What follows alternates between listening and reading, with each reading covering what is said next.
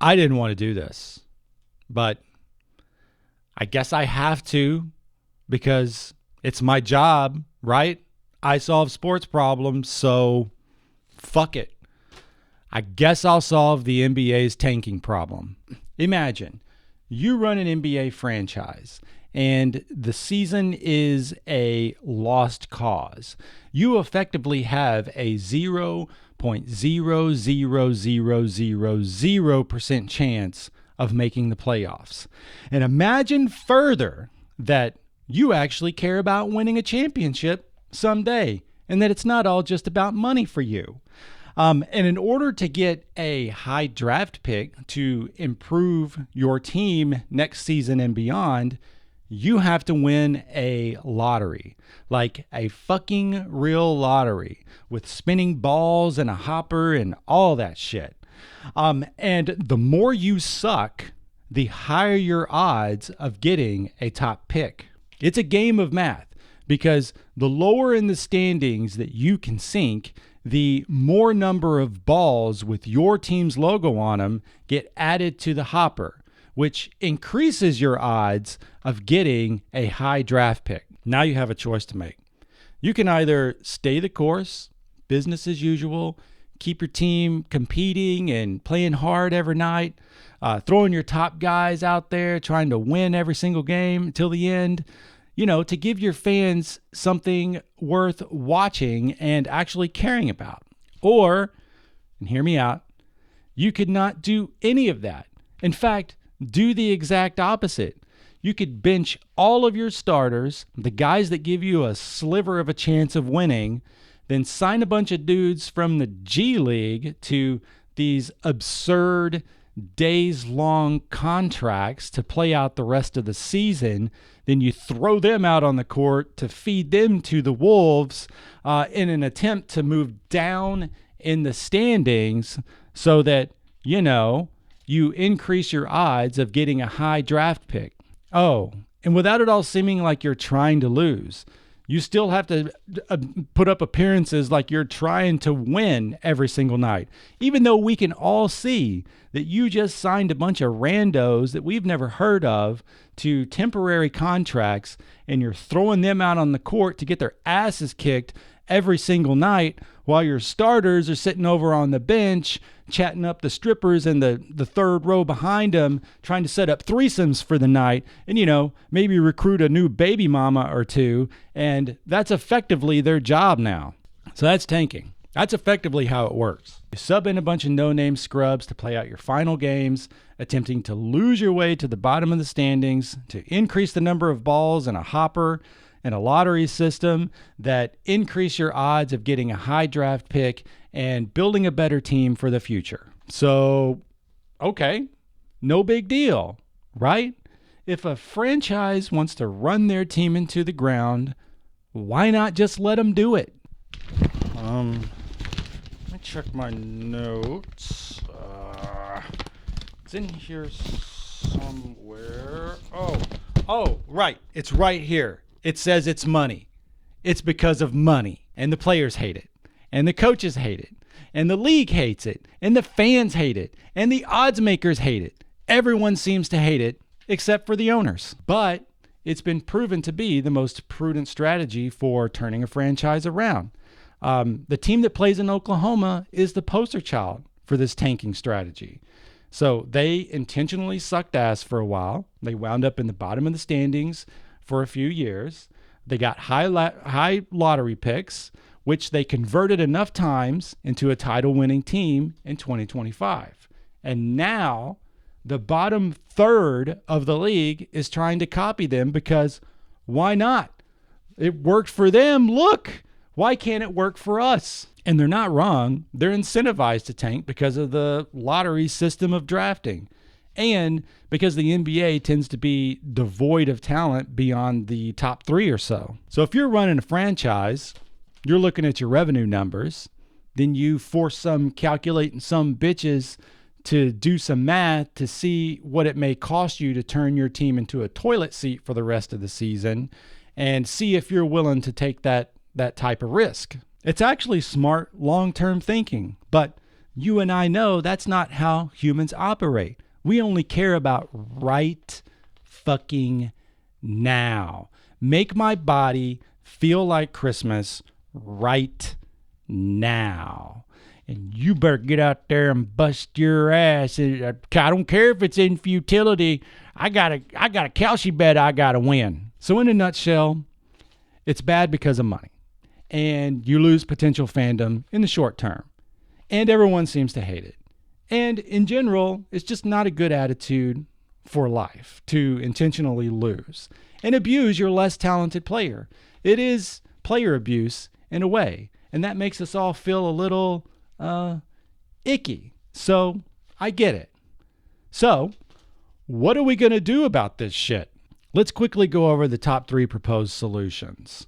The first involves evening the playing field for all the teams that miss the playoffs, the lottery eligible teams. They'd all have an equal number of balls in the hopper. So the purpose of this is to disincentivize tanking altogether. So losing to move down in the standings doesn't increase the number of balls in the hopper, therefore doesn't improve your odds of getting a high lottery pick. You're all on an even playing field. So I've got to read this second one because it seems really ridiculous and convoluted.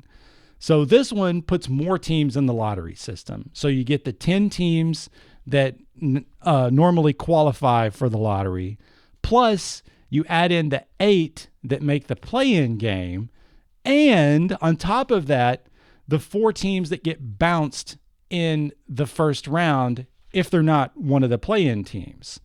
Then each of their balls in the hopper, so for each team, their balls in the hopper will be determined by their combined win-loss record over the last 2 seasons. And you need to hit a minimum win total to qualify. It's so convoluted. You need that calculating some bitch from before to figure all this shit out. So the third proposal is being referred to as the 5x5 method. In this thing, the bottom 18 teams would be eligible for the lottery. So the 10 teams that don't make the playoffs plus the 8 that make the play-in. The bottom 5 teams with the worst record would draw against each other for a top 5 pick. Then the next 5, and so on. So essentially, you're competing in smaller buckets. You're not competing with all 18.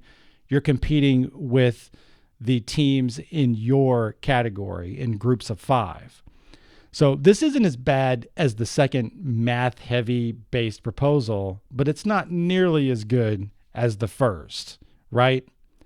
So now let's talk about my superior solution. The actual solution has to address 2 challenges. The first is, how do you incentivize players and coaches to continue winning? And the second is how to not punish them if they finish at the bottom of the standings. So we have to give the players and coaches an incentive to try and win and disincentivize owners and GMs from ordering the tanking. My solution is simple. You pay the players and coaches a hefty, painful bonus for finishing at the bottom. That's right. You pay the people that are actually doing the work, that are out there busting their ass every single night for intentionally sucking. So GMs and owners are the ones making the tanking decisions, right? They're the ones that are going out and signing G League players, these rando scrubs, to finish out the season, and then forcing the coach's hand to actually play those players and bench the regular starters.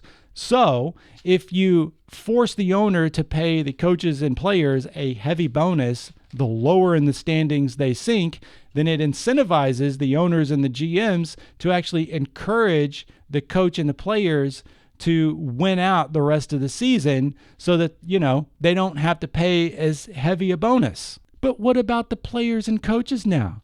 Won't they be eyeing that big fat bonus check and all the strippers and cocaine it could buy and incentivize them to not try for the rest of the season? Smart players and coaches would rather keep their job in the NBA than get a one-time bonus at the end of the season. Because have you worked a regular job They don't want to go and work a regular job. They don't potentially want to be bounced from the league, never to return, and then have to go sit in a cubicle, typing on a keyboard, staring at a screen with a incompetent boss screaming down their throat and wrestling with AI and answering emails all day. But okay, point made. So to lower the odds even more of the players and coaches going rogue and tanking on their own, we distribute the bonus structure via a lottery system. Same as it is for the draft, except we implement the first proposed solution above, which evens the playing field across all the lottery eligible teams. But instead of it being for a draft pick, it's for the bonus that gets paid out.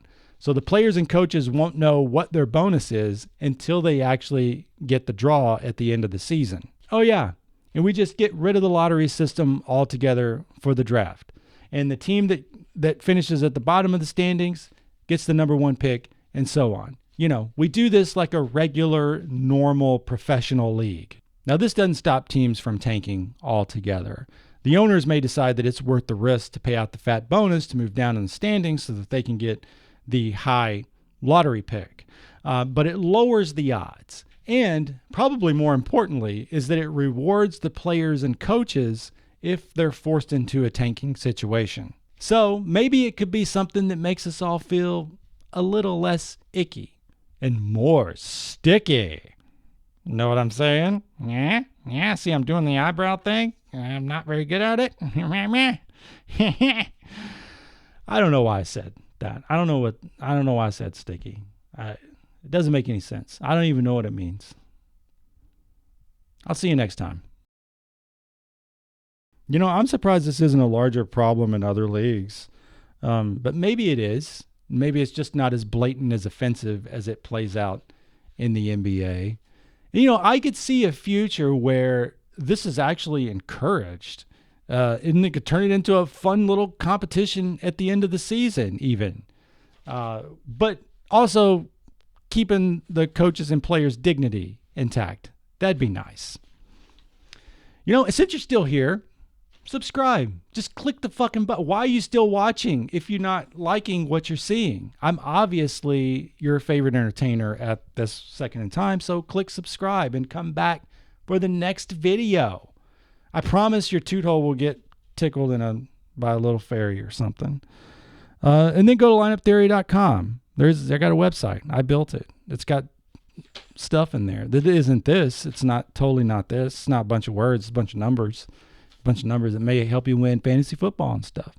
It may help you gamble a little too, but don't gamble because gambling is a sin, you motherfucker. And now something very important that I must announce before you click off the screen. It is time for you to get the fuck out of here and go do something that isn't looking at a screen. Go outside and look at a tree. Trees are amazing. I promise you, you won't regret going outside and looking at a tree, but you will regret continuing to scroll to wherever the next recommendation thumbnail is. And just ignore it. Just click it out and go look at a tree. You'll feel better. I promise. See you next time. I'm Aaron.